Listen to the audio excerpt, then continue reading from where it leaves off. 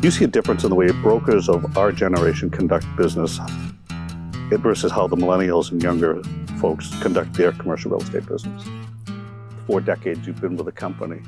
What events or single event or multiple events stand out in your mind?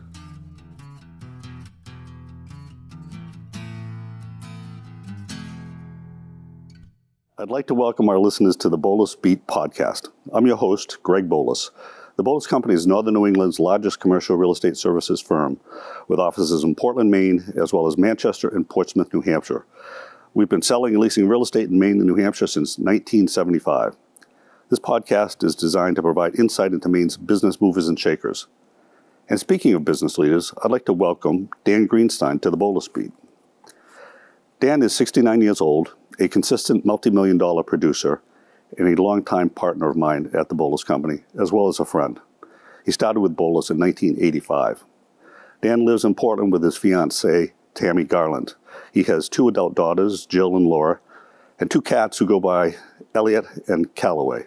If all goes according to plan, by the time this podcast airs, Tammy will be Dan's wife. Dan has served on many boards, including Junior Achievement, Portland Concert Association, and the Susan B. Curtis Foundation. And for fun, Dan golfs, sometimes well, skis, collects cars, and likes to go powerboating. Dan is a 1974 graduate of the University of Maine at Orono with a Bachelor of Science degree in biology. Welcome to the Boulos Beat, Dan. Thank you. Great to have you here. Great to be here. You grew up in New Jersey. What area? What exit? Not an exit on the turnpike. I grew up in Hackensack, New Jersey, about 40 minutes from Midtown Manhattan. And spent your whole youth there until you went to college? No, we moved once to another town called Rivervale, and then graduated, went to University of Maine. Brothers, sisters? One sister. She lives in Florida now. And both parents? Both parents are gone. So you're an orphan? Yes. You know, I've known you for a long time, and you're a good-humored, good-natured person. This seems in sharp contrast to my understanding that you were in a gang in high school when you lived in New Jersey. Now, let me finish. Okay. What was the name of the gang, and what did you do? And do you have any tattoos? Well, no tats, no ink. It was a small gang. It was a gang of 5. That's barely a gang. But growing up in Hackensack, you had to be part of something. So our gang was the Blood Rats. The Blood Rats? Yes. And what we did is mostly benign stuff, like we'd, and this is all pre-high school. By the time I got to high school, no more gang. We'd do things like sleep out. You know, then in the middle of the night, we'd go try, car doors to find one that had their keys in it, drive it a couple of ways around the block, and then usually bring it back to the same street.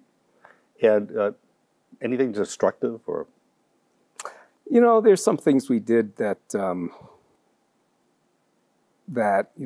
don't know what the statute of limitations is, so I'd rather not discuss. Well, I know, but I'm not going to say. Yeah, more or less B&E. So before you joined Boulos, what were you doing for a living? Well, when I got out of college, I graduated with a biology degree. So I went to work for Central Maine Power as an environmental biologist.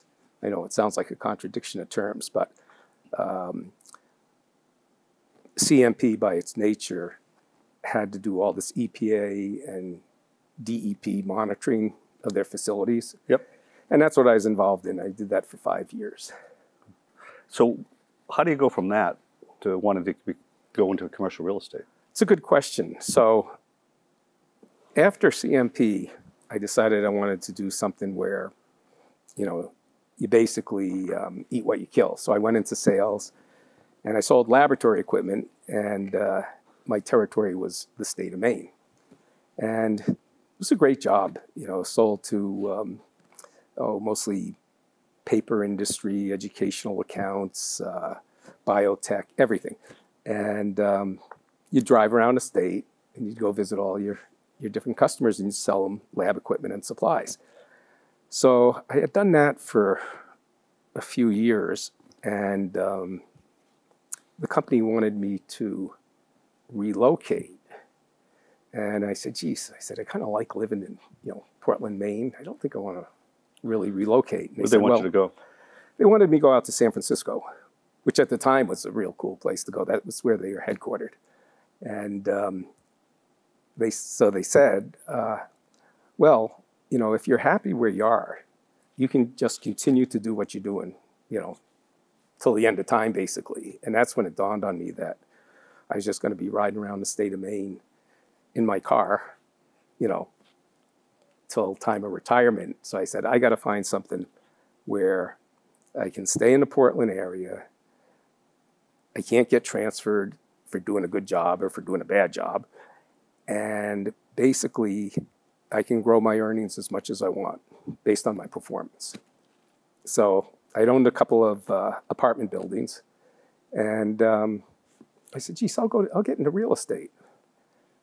Now, I remember this well. You approached my brother Joe, who was running the company at the time, about working at the Boulos Company. And I think you approached him a number of times and were rebuffed a number of times. Yes. And in the end, I think your persistence really is what convinced him and myself that, you've got huge potential as a commercial real estate broker, because you just wouldn't take no as an answer. What's your recollection of that whole experience? Well, I remember, the first time thinking, because my preference was to sell commercial real estate, which would include apartments and commercial buildings rather than be in the residential field. And so I looked at, there's your brother, the Boulos Company. There was McBride Dunham, and trying to think, there was a couple others that no longer exist at the time. And so I went to see your brother and sat down, had a nice conversation. He looked at me and thought to himself, who is this guy? Why is he sitting across from me? He has no family in Portland. He doesn't have any unique characteristics. And so he said, geez, it's really nice, but we don't have any positions. Then I remember going back a couple times, but make long, boring story short, he'd hired Julie Barber. And I was like, damn, I got to get back in there. What can she do that I can't do? And so I went back in. And I remember your brother saying to me, it's kind of funny. He said, well, why do you want to work with me? And I said, well, I've never heard anything bad about you. And his comeback was, you just haven't spoke to enough people, which I thought was, classic line. And finally, it was October 1985. And I said, look, Joe, I got a great job. I got expenses. I got, I'm on my own. I have the state of Maine. I said, I got a job that I can never go back to if I leave. And I said, so, if I'm willing to take the chance, you should be willing to take the chance. Because for you, if I fail, there's no harm, no cost. And I remember Joe saying, well, if you come work with me, you won't fail. But you wouldn't go out for a cup of coffee with me. I was busy, man. I was very busy. At the young age of 69, Dan, you're 69, is that right? How much longer do you see yourself being active in the commercial real estate business? That's a good question. But the answer to that, which I've told other people, is old brokers never retire. They just become ineffective. So fade away. Yes. I'm not saying I want to be Willie Loman or something, but, you have the desk. You're slowly migrating, to That's other from interests. Death of the Salesman. Willie Loman. Yes. Okay. For our viewers. Yeah. It's a play. So I don't have a definitive answer. There is not a date. Okay. I do notice that I haven't seen you as much as of late, so maybe it's already started. I'm very busy. Yeah. I'm out in the field. Hey, in your opinion, what makes a good commercial real estate broker? And you've seen dozens and dozens of brokers over the years. Yeah, I think, trying to think what makes a good commercial broker. I think you have to be persistent. You have to have confidence, even though a lot of successful brokers, I think, are insecure, which is partially why they become successful, because they keep trying to prove themselves. Over and over. And you can't let rejection bother you. I mean, you call on enough people, there's plenty of rejection.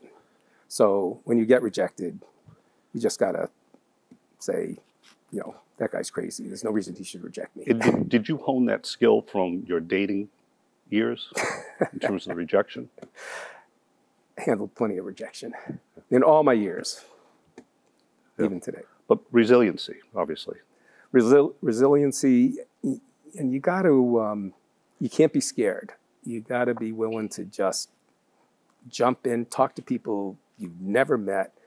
You know, what you try to do is you're trying to get in front of everybody. Right. And fortunately, in Maine, back in 1985, that was easier than it would have been, for instance, in New York City. In New York City, you know, if somebody doesn't know you, they just never return your call. You know, in Maine, 95% of the people will return your call. As a courtesy. Yeah. You know, if given the opportunity, what well-known business person would you want to have lunch with? Well, an easy one to pick, because he's been news so often, would be Elon Musk. I mean, think about it. The guy is, he's a visionary. He thinks the things nobody else would ever think of. He also likes to have fun, which, you know, everybody's witnessed. And at the same time, he doesn't conform with the standards. And in spite of all this, he's incredibly successful. Richest man in the world. Richest man in the world. Yeah. Another one, if there was a second choice, I only asked you one. Oh, I'm sorry.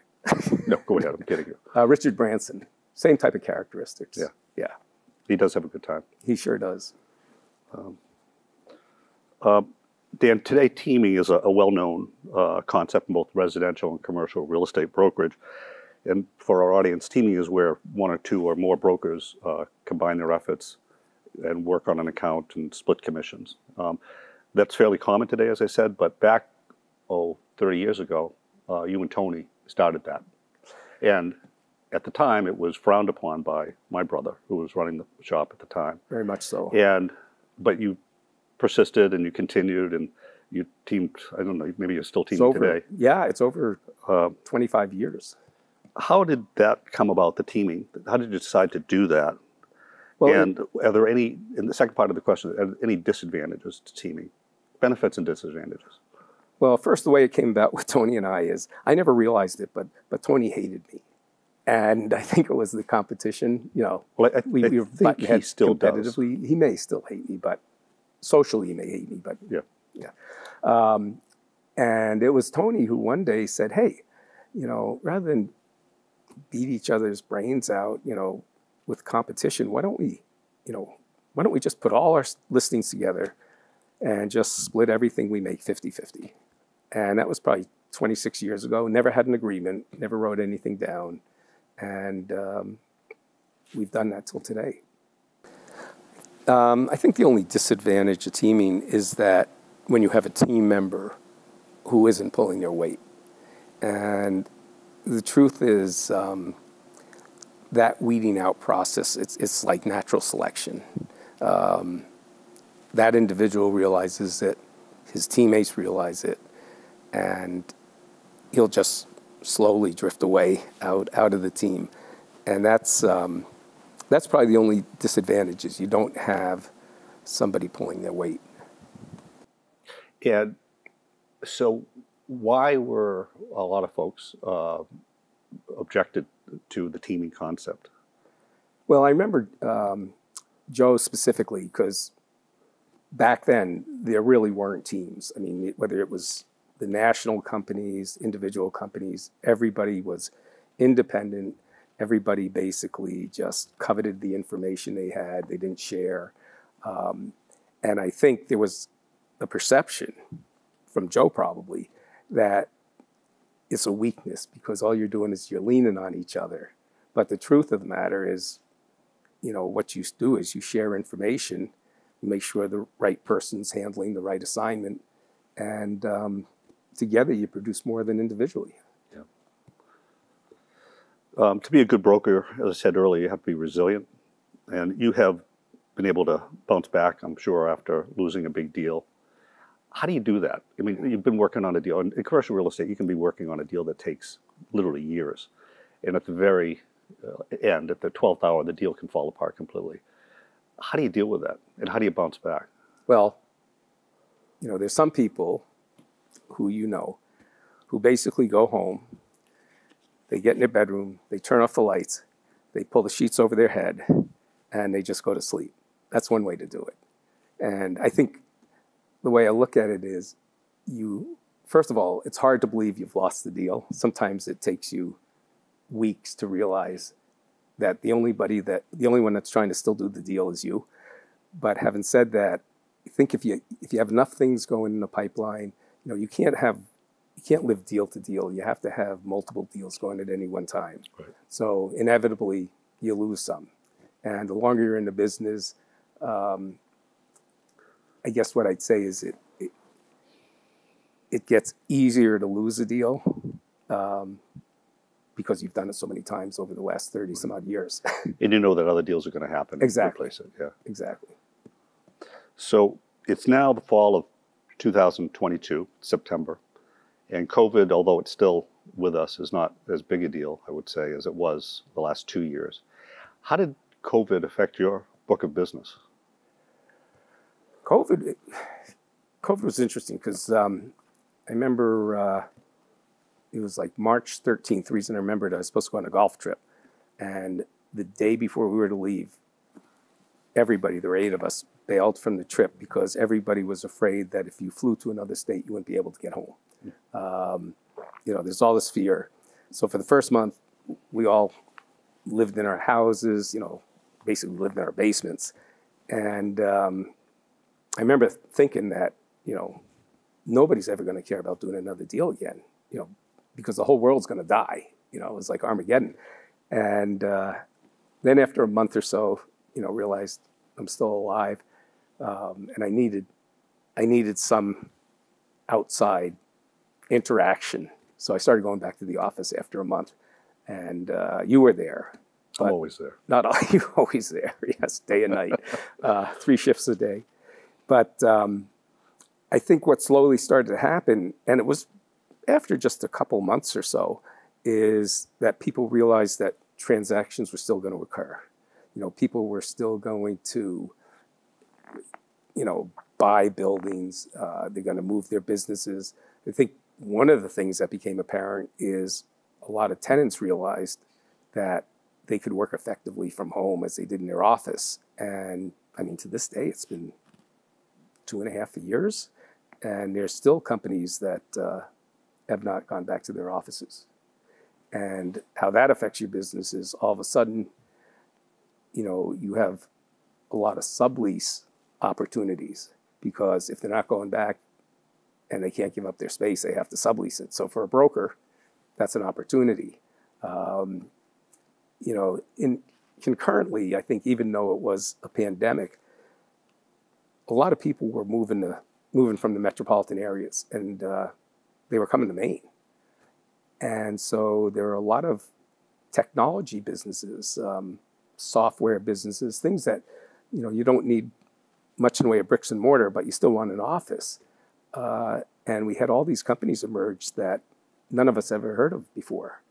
And they moved here. They started out with a handful of people, and they grew. So long term, that could prove very beneficial to us. Yeah. But what about office market in the current day and age? I mean, there's a lot of vacancies. What do you see for the future? I think with the office market,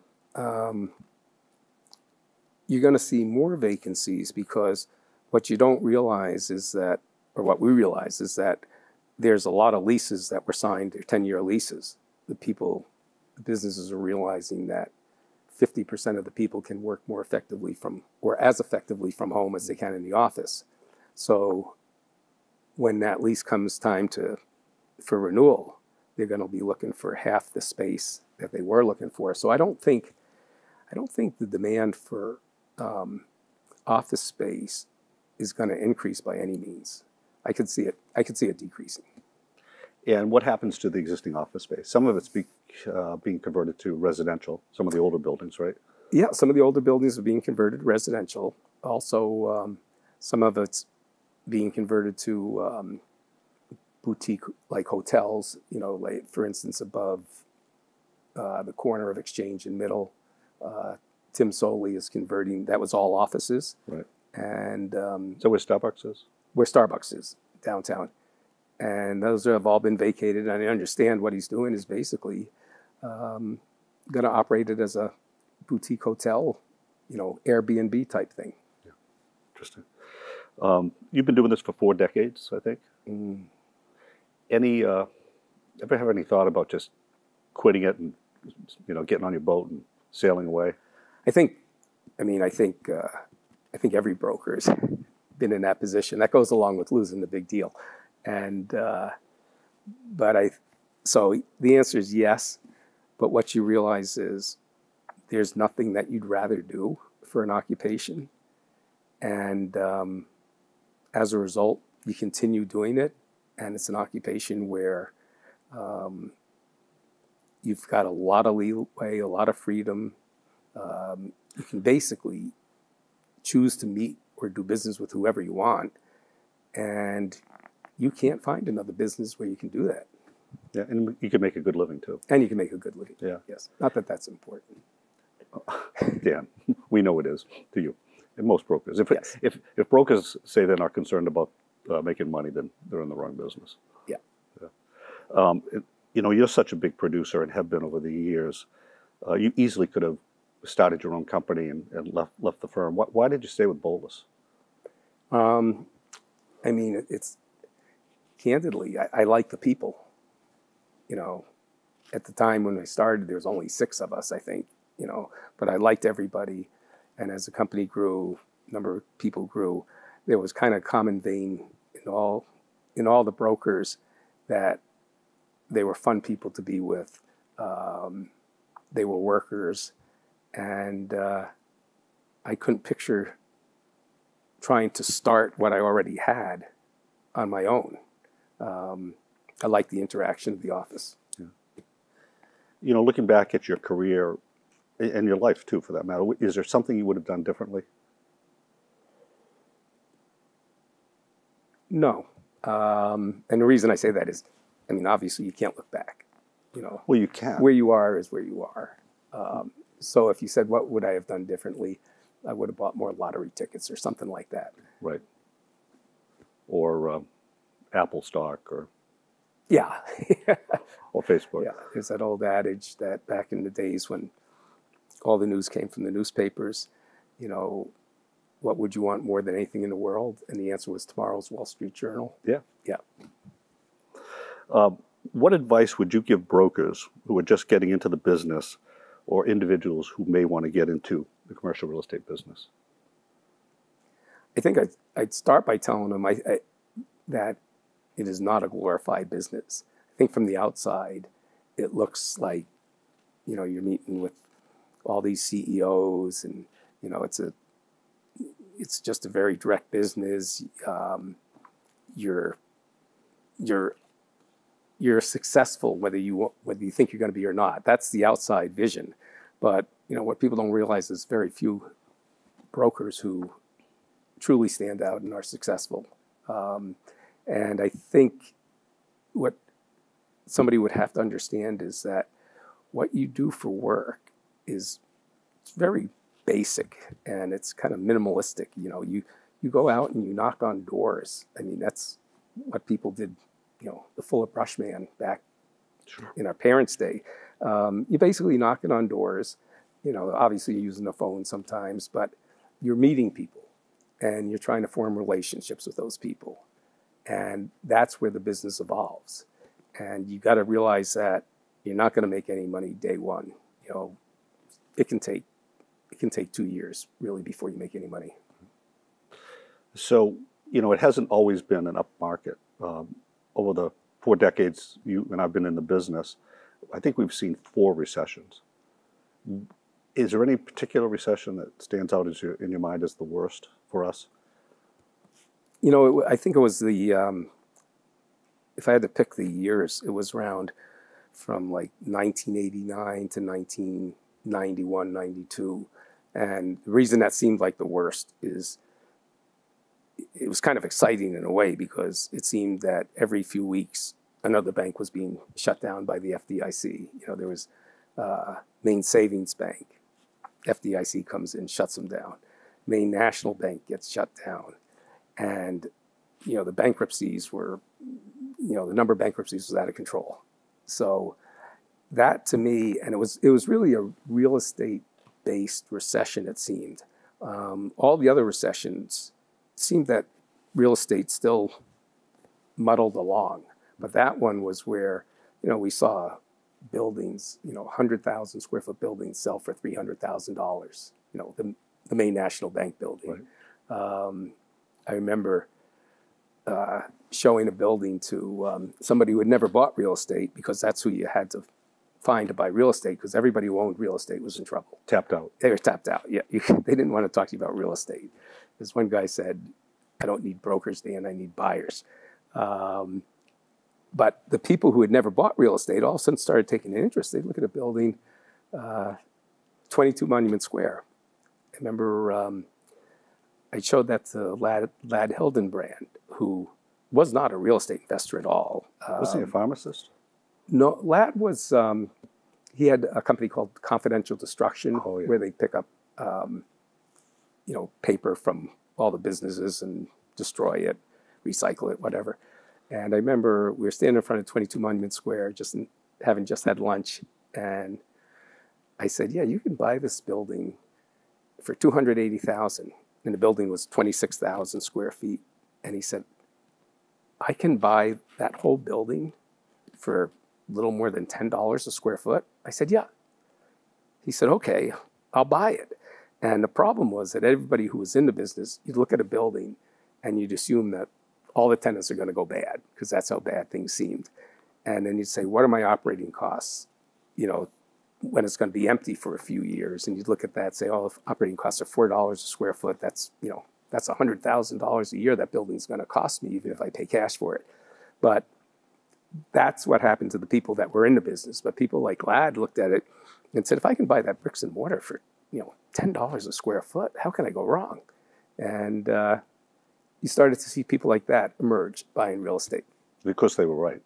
They were right. And, you know, it's, and all the guys that had been buying real estate, you know, they had to sit out what turned out to be a very good opportunity, but they did come back into the business. You know, they worked through their problems, you know, with the banks, their loans, et cetera, and they came back for the most part. So 2020 was the fourth recession that we've been through. As a broker, how do you make money when all hell breaks loose and the economy tanks? I think what you got to do is you got to go back to basics, and you've got to make a lot of calls. You just got to keep moving, meet a lot of people, make a lot of calls. There's still going to be transactions out there to do. It's just going to be fewer transactions. You know, a lot of people don't realize at the Boulos Company that we're all individual contractors and a lot of competition within the office, although it's pretty friendly. It really is. But, you know, again, going back, you've been here 30, 40 years. Any war stories that you can think of? You know, what I do remember is it's years and years ago, this is like 20 years ago, it seemed there was, you know, a lot more conflict among brokers, probably because not many people were teaming, which is why. So, you know, somebody would say, "Oh, that, you know, that's my client." And it's like, "Well, if it's your client, why didn't he tell me he was your client?" And so you'd get in these issues.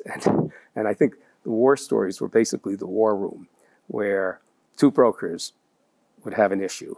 They'd both be red in the face, want to kill the other, and they both thought they were right. So what we do is we'd have whoever our GM was at the time, managing partner or whatever, sit in with 2 brokers. So it was like a little tribunal of 3 people. And they'd listen to each person's case, and they'd make a decision. And that was the war story. How do brokers like you, Tony, McDonald, and others stay at the top of their game for so long? Why haven't you burnt out? I think it's really it's like an innate desire to succeed and prove you're successful day after day after day. I mean, we've often said that some of the best people in sales are people, or in any business, are people who are insecure because they strive for more. They're always trying to prove to themselves that they're better than they think they are. You know, Al Glickman, who was a friend of ours, Yes. and the largest Kmart shopping center developer on the West Coast, who grew up in Portland and came back to Portland, but he used to say that the most successful brokers are the most insecure because they constantly have to prove that they're good. You're only as good as your last deal. And I think there's a lot of truth to that. There certainly is. There certainly is. And every time you close a deal, It's like, first oh no, thing on your what's mind next? is, geez, that's coming off my income due sheet, and what am I going to replace it with? Yeah, it's So you started business in 87, I think it was? 85. 85. And I think that was maybe pre-cell phone, certainly pre-wide use cell phone, and maybe even pre-fax. And just wondering, how have you seen, what's different about the business today versus back then? What sticks out in your mind? Well, and I sound like an old man now, but Well, when I when I started in the first year, we had no fax. There's no such thing as a cell phone.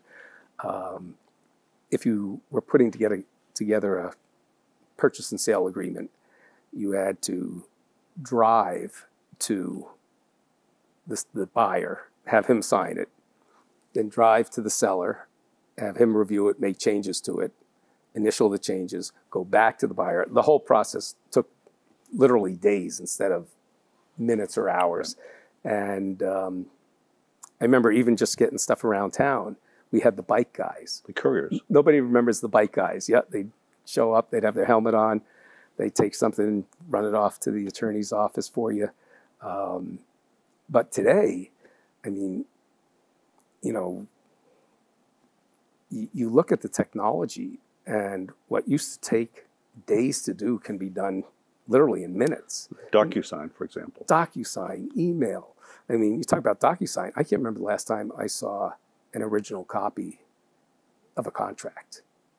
It's true. It's, you know, which when you think about it, makes you think it'd be fraught with fraud, but it works. But so, you know, you can literally sell properties today, certain properties, without your client even having stepped foot in a property. Or sometimes you don't even meet the client. True. Yeah. I mean, if they're an out-of-state buyer. Yeah. Mostly with the investment properties, and it certainly seems like it makes the process a lot easier. Everything's instantaneous. You know, like you said, we had no cell phones. We didn't even have a fax machine until sometime in 1986, and it was that, and nobody was comfortable using it. You know, you'd say this doesn't really seem like it should be working. It was a curly paper too. And the curly paper would roll under the under the desk and never be seen again. Yeah, basically you had a telephone, landline, and a phone book. And actually, my first cell phone, and we didn't call them cell phones, we called them car phones. My first car phone I bought from you, and it was it was when I purchased your 1985 BMW 735 or whatever it was. And so we struck the deal, which was hard enough to do, you and I. Bought the car, and it had the cell phone in it, cell phone mounted. And I remember saying, so the cell phone's mine. You said, no. You said, I paid $2,400 for that cell phone. That is not included in the deal.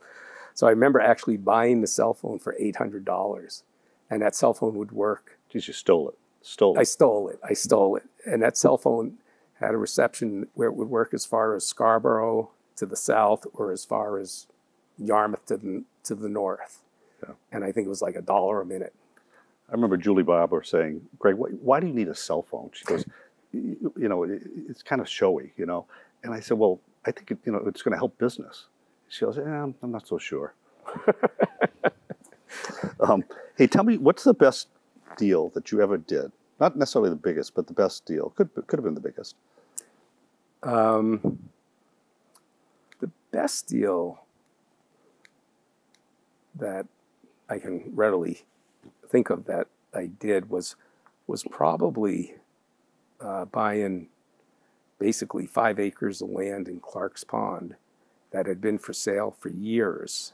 Clark's Pond being right across or right next to Home Depot.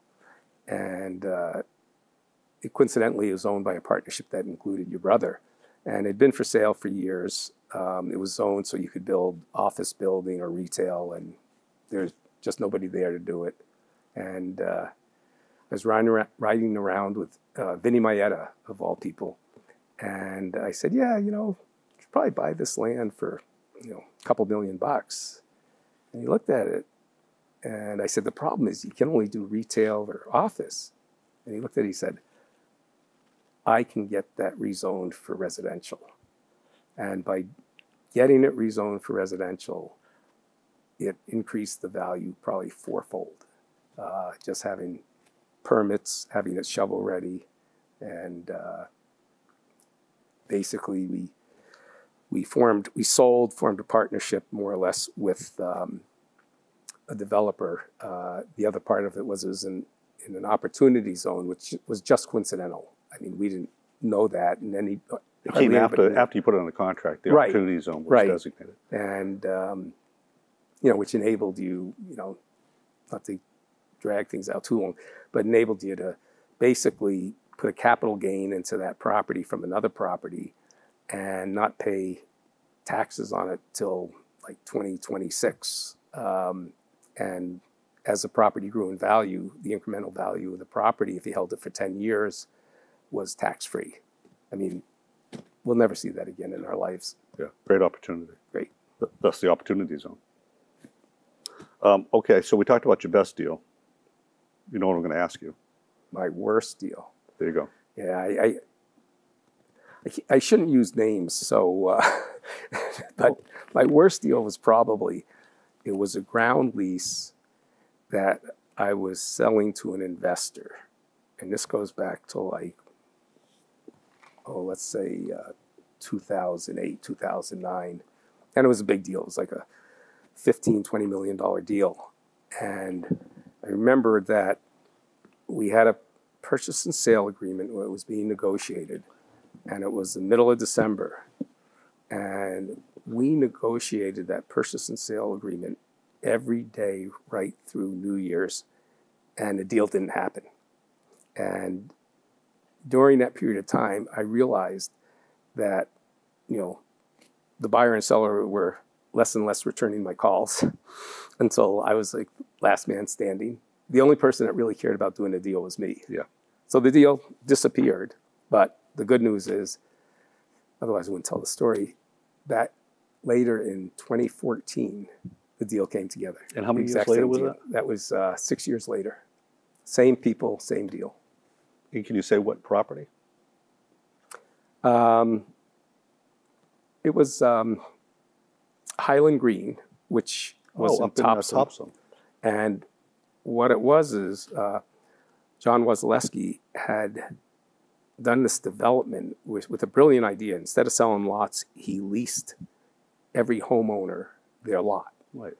And so there were, for instance, 500 homes. So this ground lease was basically secured by 500 homes. So you knew you'd always get your payments from the association. Right. And each homeowner would, you know, pay an annual fee, a land lease fee for his home. And I remember that, you know, increased by like a 2% per year. And hell of a deal. What kind of cap rate did that sell? That was, which is the negotiation where it fell apart, was because of the cap rate. That was actually, which is very low cap rate at the time, was like a 5.5 cap. Right. And how long were those land leases? 99 years. So each house had a 99-year land lease. Yeah. Interesting that they could sell those homes with that type of ownership. It was brilliant. I mean, I don't know how John did it, because nobody else has tried to do it anywhere else. Right. But he really built a community around it. He had a golf course. He had assisted living facilities. He had, nursing homes, so you could transition from your 55 and older home to assisted living to nursing, and from there to... Do they have a cemetery on the property? They just have from there to the grave, no cemetery. Okay. Dan, give us some general philosophies on doing business as a broker. I mean, what guides you? I think what guides you, in a sense, is instinct. You have to, it's almost like you have to be, it sounds funny, but like nosy by nature. You want information. You love gathering information, whether it's from the newspaper, from meeting people, whatever. And you take that information, and from that, you glean these deals. You talk to somebody whose company's growing, you stay in touch with them. And I think where people fail sometimes is they end up chasing their tail with a prospect and not realizing that they're wasting their time. When a guy comes to you and says, yeah, I want to buy a piece of land somewhere in Maine, you're going to be wasting your time. And he's going to say, show me all the available parcels between Portland and Bangor. And then he makes an offer through another broker. Or you realize he just doesn't know what he's doing. Right. And he really, even though he thinks he has an intention of buying something, he doesn't know the first thing about it. Tell the audience something about you that people don't know. Because you're pretty well known around the community. Actually, something that most people would be surprised is I'm an animal lover. Love animals. Early in my career, having said that, I probably got bit by 4 different dogs on the job, showing property. It was like shark bait. I was just attracted to dogs. And so to this day, I now love dogs. Probably love cats even more so. I mean, you really don't see that sensitive side. You've been attacked by your cat, too. Yeah, I had been attacked by my cat. That's right. Didn't you almost lose your finger? Yes. This finger. But that wasn't the cat's fault. Well, that's a very interesting answer. Thank you. You see a difference in the way brokers of our generation conduct business versus how the millennials and younger folks conduct their commercial real estate business? Oh my God, it's like night and day. I mean, when we started, and probably for the first 15 years or so, I mean, you wanted to make sure that you were in the office, by 7 a.m., 7:30 at the latest, and that you worked till, 5:30, 6 o'clock. You wanted to be seen in the office. Joe would come back to the office at 5 o'clock, and all of a sudden he'd look around and go, where the hell is everybody? And it was just kind of a standard of what you do to work hard. You show up, We'd always wear a tie. We'd always wear a jacket. I mean, I think about it. I think I only stopped wearing ties probably 3 years ago, whereas the younger guys that we hired in the last 10 years, they never wear a tie. Right. We used to make fun of the guy that had dress pants on and a dress shirt, but then had just a jacket over it that he looked like the Shaw's bag boy. But that's now the look. I mean, nobody's wearing ties. The other thing is, all we thought about was work. And I think the younger brokers today, they want a lot of leisure time. It's much more important to them as having kind of like a work-life balance. Exactly. Which we didn't have. We didn't have. We had, talk about entertainment. We had, I think, a summer outing and a Christmas party. That was it. Right.